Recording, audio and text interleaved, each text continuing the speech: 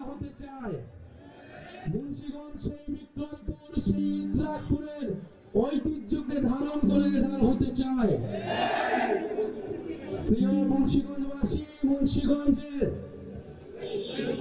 তরুণ যুবকেরা, মুন্সিগঞ্জের আলেমেরা, নারী সমাজ, শ্রমিক জনতা লড়াই করেছিল ফ্যাসিস্ট স্বৈরাচারের বিরুদ্ধে।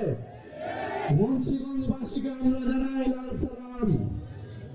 আমরা জানি সামনে আমাদের আরেকটি লড়াই আসতেছে। আমরা সেই লড়াইয়ের প্রস্তুতি নিচ্ছি। আমরা জানি আমাদের লড়াই অনেক ফ্রন্টে করতে হবে। প্রিয় মুন্সিগঞ্জবাসী, সেই সাহসিকতার সাথে সামনের এই নতুন বাংলাদেশ বিনির্মাণের লড়াইয়ের সাথে থাকবে আমরা জানি। প্রিয় মুন্সিগঞ্জবাসী, আমরা আজকে আপনাদের কাছে ওয়াদা করতে এসেছি, ওয়াদা নিতে এসেছি। গোপালগঞ্জে হামলা চালানো হয়েছে, বাংলাদেশের আরো 10টা জায়গায় হামলা চালানো হবে, আমাদেরকে দমন করা যাবে না। সংগ্রামী মুন্সিগঞ্জবাসী, মুজিববাদের বিরুদ্ধে যে লড়াই, যে যুদ্ধ আমরা ঘোষণা করেছি গণ-অভ্যুত্থানের মধ্য দিয়ে, ফ্যাসিবাদী ব্যবস্থা বিলোপের যে লড়াই আমরা শুরু করেছি, এই লড়াই সমাপ্ত না করে আমরা শেষ থামবো না।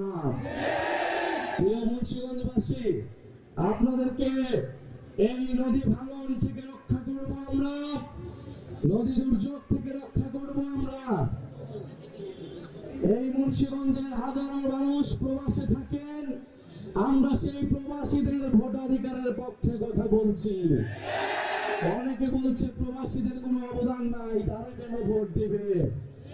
প্রিয় মুন্সিগঞ্জবাসী, আপনারা আপনাদের পরিবারের সদস্য যারা রয়েছে প্রবাসে, তাদেরকে সচেতন এবং সরব হতে বলুন। প্রবাসীরা বাংলাদেশের অংশ, আমরা তাদের ভোটাধিকার নিশ্চিত করব ইনশাআল্লাহ। প্রিয় মুন্সিগঞ্জবাসী, আজকে জুম্মাবার, আমরা সবাই মসজিদে যাব। এই মুন্সিগঞ্জের মসজিদে আমরা একত্রে আপনাদের সাথে নামাজ পড়ব। আমাদের সৌভাগ্য হয়েছে আপনারা আমরা একসাথে নামাজ পড়ব।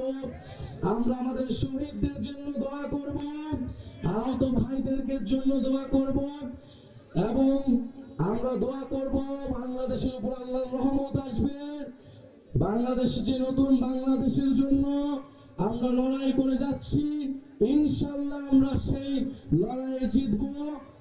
আমরা আমাদের সাথে উপরেরা রয়েছে, নিচে বাংলাদেশের জনগণ রয়েছে, আর রয়েছে মুন্সিগঞ্জের প্রতিবাদী জনগণ। এই সংগ্রামী মুন্সিগঞ্জবাসী, ভয়ের কোনো কারণ নেই, আপনারা সচেতন হন। গণ-অভ্যুত্থানে আপনার সন্তান জীবন দিয়েছে, আপনাকে এবার কথা বলতে হবে। এলাকায় এলাকায় পাড়ায় পাড়ায় আপনারা সরব হন, প্রতিবাদের সংস্কৃতি গড়ে তুলুন। ইনশাআল্লাহ আমরা যখন প্রতিবাদ করতে শিখেছি, আমরা আমাদের সকল অধিকার এবং আমাদের মর্যাদা নিশ্চিত করে আমরা ঘরে ফিরবো।